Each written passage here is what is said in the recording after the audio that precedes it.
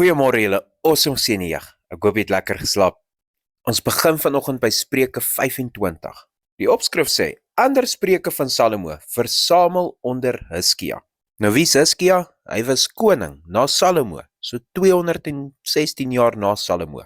Vers 1. Dit is ook spreuke van Salomo, wat die manne van Hiskia, die koning van Juda, versamel het. Dit is die eer van God om 'n saak te verberg, maar die eer van 'n koning om 'n saak na te speur. Kom ons stop net gou-gou, kom ons dink net gou-gou hoe awesome is dit.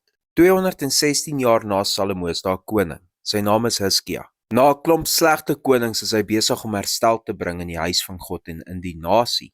Hy soek skrifte en spreuke van Salomo en ander konings en as ook Israel. Hy soek hierdie spreuke van Salomo wat weggesteek is. Hy stuur sy manne oral om dit te gaan soek. En die eerste een wat hy kry sê, dit is die eer van 'n koning.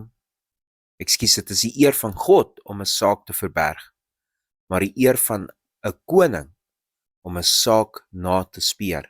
So deur Salomo, 200 jaar voor dit, het God vir Hiskia gesê: Hiskia, dit was my eer om hierdie saak te verberg, en dit was jou eer om dit te soek.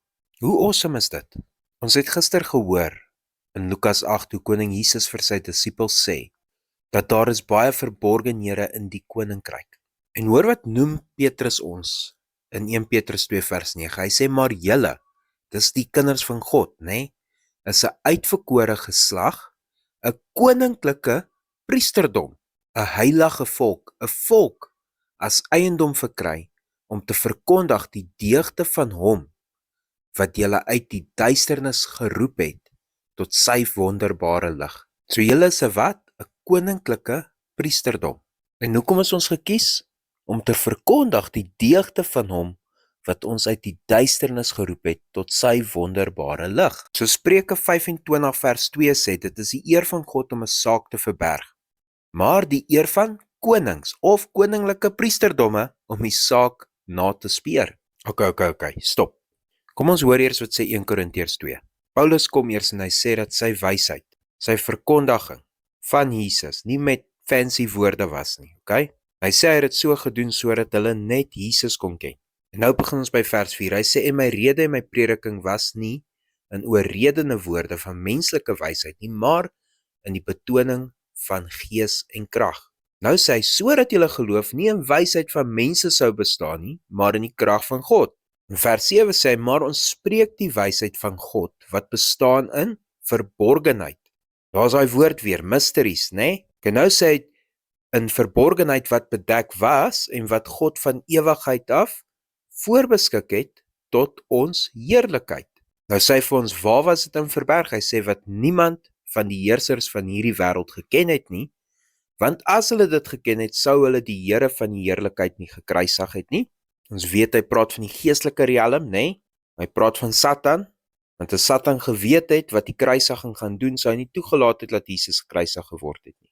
Nie dat hy God sou kon stop nie, maar hy sou teen dit geskop het. Maar hoor hierso, maar soos geskrywe is wat die oog nie gesien en die oor nie gehoor en die hart van die mens nie opgekom het nie, wat God berei het vir die wat hom liefhet. Maar God het dit aan ons deur sy Gees geopenbaar, want die Gees ondersoek alle dinge, ook die dieptes van God. Jy sien, die verborgenhede van God is geopenbaar in Jesus. Die oorwinning oor elke saak in hierdie lewe is geopenbaar in Jesus. Die antwoord vir elke saak is geopenbaar in Jesus. Die antwoord en oorwinning oor alles wat fout is met die wêreld vandag. Armoede, hongersnood, verslawing, depressie, aggressie, haat, welis, enigietsie wat jy kan dink wat fout is met die wêreld vandag. Die antwoord is geopenbaar in koning Jesus. Maar jy kan oë hê om te sien en nie sien nie. Jy kan hoor en nie verstaan nie. Jy sien, ons het nou gelees dat die Gees van God deursoek die diep dinge van God. Jeremia 33 vanaf vers 3 sê, roep my aan en ek sal jou antwoord en jou bekend maak groot en ondeurgrondelike dinge wat jy nie weet nie. Jy sien, om die krag van hierdie antwoord te verstaan, moet jy God aanroep. Om die verborgenhede na te speur, moet jy God soek. Jy moet tyd spandeer met hom. Jy moet tyd spandeer met hom sodat jy kan verstaan wie jy is en wie hy jou gemaak het om te wees, sodat jy kan verstand kry oor die geestelike riem, sodat jy kan weet wat beteken dit wanneer ons vir jou sê, jou geveg is nie teen vlees en bloed nie, maar teen bose owerhede, magte en geeste en heersers in die lig, en om die volheid van Jesus te kan verstaan, om die volheid van Jesus se prys te kan verstaan, om te verstaan dat die vergifnis van jou sondes was net die begin, want die doel van die vergifnis van jou sondes is 'n lewende verhouding. Soos wat Johannes 17 sê, die doel van ons vergifnis van die sondes is sodat ons God kan ken, sodat hy in ons kan wees en ons in hom, soos wat hy in Jesus was en Jesus in hom, sodat ons die liefde van God kan verstaan, soveel so dat ons die liefde van God kan lewe. Ek gaan afsluit met die volgende. 'n Liefde wat nie hierdie verborgenheid verstaan nie, sê ek sal vir jou doodmaak. Vir jou vrou of jou kind, ek sal vir julle, as ek moet, sal ek 'n army doodmaak. Maar die liefde verander nadat jy hierdie verborgenheid verstaan. Jy sien dit verander van, ek sal vir jou doodmaak na, ek sal vir jou doodgaan. Want dis die liefde van God.